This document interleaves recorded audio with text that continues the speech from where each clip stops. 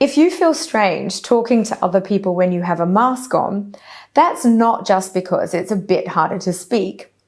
Our brains are actually programmed to read facial expressions as an important part of communication and relationship building.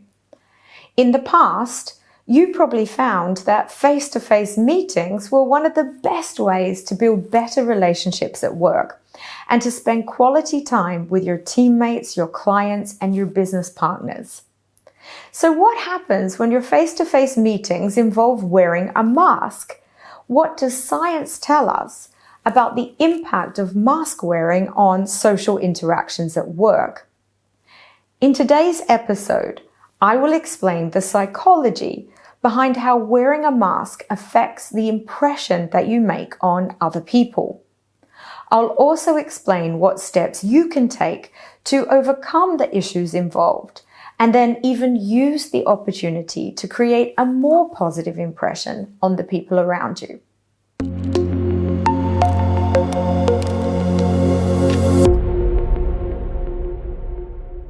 Research in the field of sales, as well as research inside organizations, tells us that you can influence people to like you better and feel more positive about you if your facial expressions and body language show them that you're listening and engaged when they speak to you. When we're involved in face-to-face communication, we are continuously sending and responding to non-verbal signals on the other person's face. So at work, when someone is speaking to a meeting room or presenting to an audience, even without being aware of it, that speaker is looking for non-verbal signals on the faces of the people in the audience or on the other side of the desk. When that speaker can see that a person is paying attention, smiling at the right moments, and making the right facial expressions, that speaker feels good, and some of that positive feeling becomes associated with the person listening to them. In this way, people with strong listening skills can more easily influence other people to like them and to feel good about them. But when part of your face is covered, it interferes with the signals you send and therefore the impression you make on people. You see, it turns out that if we were to divide a human face in half across the middle, the upper and lower halves of the face are associated with different emotions when we communicate. The lower part of your face is the half involved in sending signals associated with positive emotions, such as smiling, laughing, or showing appreciation. The upper part of your face is the half that sends the more negative signals, those that are involved in communicating anger, confusion, or doubt. Even though many people believe that a smile is communicated in the eyes, in fact, the opposite can be true. Because your eyes get narrower when you smile, if people cannot see your mouth, you might be communicating suspicion instead of happiness. Now, altogether, this means that you can lose a lot of the relationship building benefit of sitting face to face with somebody unless you're aware of these problems and you take steps to overcome them. However, if you take steps to overcome these issues, you could be the only person in the meeting room who is truly showing your client or your manager that positive response that they're looking for. In the next section, I'll give you 3 important actions that you can take to send positive signals to your teammates, your client, and your manager, even though you're wearing a mask.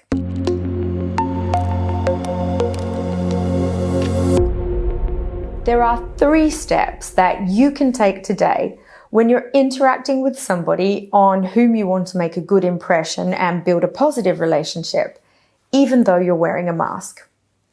The first step is to consciously exaggerate your positive responses, now using your head movements and your body language.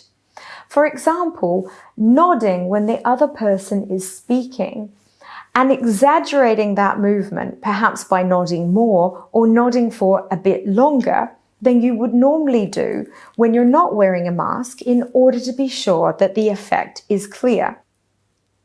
The second action is to use verbal responses to replace the non-verbal ones that are now missing.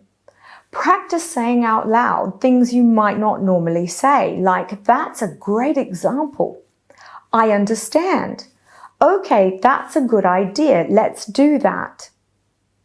The third action step is to increase the number of polite and appreciative things that you say. Say out loud things like, "That is valuable." "That was useful." "I appreciate the effort you made here." Say these things more often than you would say when you're not wearing a mask, because you're trying to overcome the negative effects of having half of your face blocked. During the current pandemic, the only safe way to behave is to assume that the people around you are all carrying the virus, because some of them are, and many of those people don't have any symptoms. Wearing a mask when you're outside of your home is currently mandatory in a number of countries because it is one of the best documented ways for keeping yourself and keeping other people safe. Now, even though the mask can have negative effects on you, it's possible to overcome those negative effects and even become the one person in the room who truly seems to be understanding and listening to your manager or your client. So remember these 3 action steps. Take them today, implement them in your face-to-face communication, and you might be able to make more positive impressions than you would do even without your mask. If you've enjoyed this video, please comment, please like, or share with your colleagues and friends at work. I'll see you again in the next video.